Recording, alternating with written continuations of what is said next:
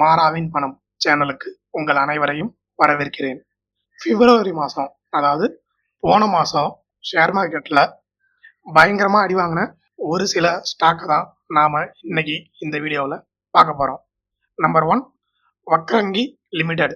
இவங்க போன ஒரு மாதத்தில் மட்டும் கிட்டத்தட்ட 42% அடி வாங்கியிருக்காங்க. இதால் கடைசி ஒரு வாரத்திலே கிட்டத்தட்ட 8% சரிவை இவங்க மீட் பண்ணியிருக்காங்க. இவங்க ஒரு டிஜிட்டல் பேங்க் மற்றும் தளவாடத்துறையில செயல்படுற ஒரு ஸ்டாக்.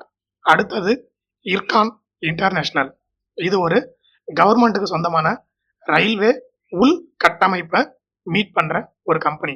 இவங்க பிப்ரவரி மாதம் 36% இறங்கி இருக்காங்க. அதுல கடைசி ஒரு வாரத்துல மட்டும் 10% டவுன் ஆகியிருக்கு.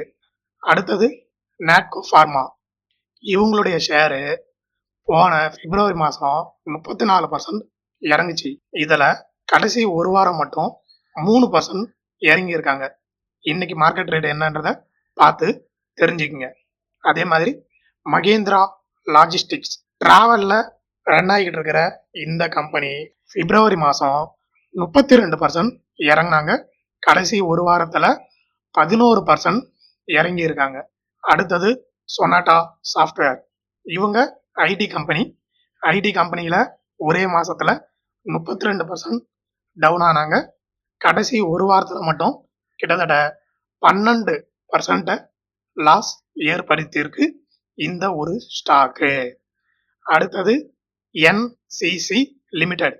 இவங்க நாட்டோட உள் கட்டமைப்பு மற்றும் கட்டுமான தொழில் இதில் ரன் ஆகிட்டு இருக்கிற கம்பெனி.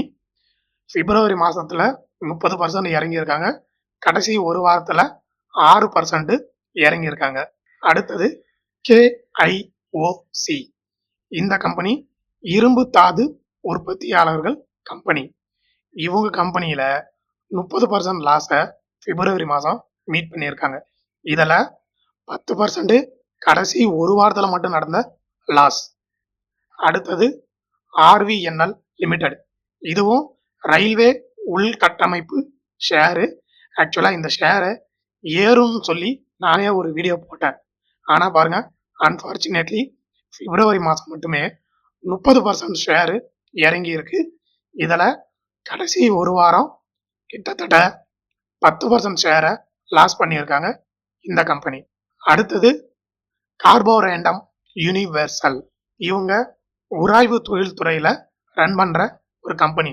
இவங்களுமே கிட்டத்தட்ட 30% லாஸை பிப்ரவரி மாதம் மீட் பண்ணியிருக்காங்க. அதில் லாஸ்ட் ஒரே வாரத்தில் 7% சரிவை மீட் பண்ணியிருக்காங்க. ஸோ பிப்ரவரி மாதம் மேக்சிமம் கம்பெனிஸ் லாஸில் தான் இருந்தது.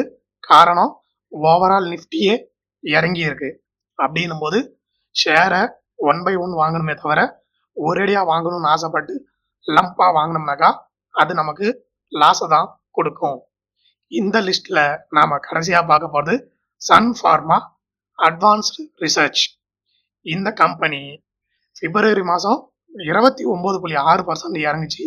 அதில் கடைசி ஒரு வாரத்தில் மட்டும் கிட்டத்தட்ட 13% லாஸை அவங்க மீட் பண்ணி இருக்காங்க. இந்த மாதிரி நேரத்தில் நாம ஸ்டாக்கை புதுசாக வாங்குறதுக்கு பதிலாக ஆல்ரெடி நம்ம கிட்ட இருக்கிற ஸ்டாக்கையே 1 by 1 வாங்கலாம்.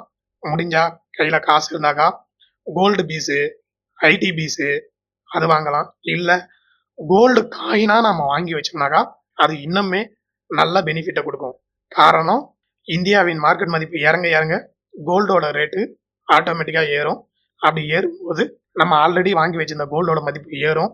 அப்போ நமக்கு அது ஒரு லாபத்தை கொடுக்கும். அதனால எந்த ஒரு ஸ்டாக்லையும் இன்வெஸ்ட் பண்றதுக்கு முன்னாடி நல்லா ஆராய்ச்சி பண்ணி இன்வெஸ்ட் பண்றது நமக்கு ரொம்ப ரொம்ப நல்லது. என்றும் அன்புடன் உங்கள் MK. நன்றி, வணக்கம்.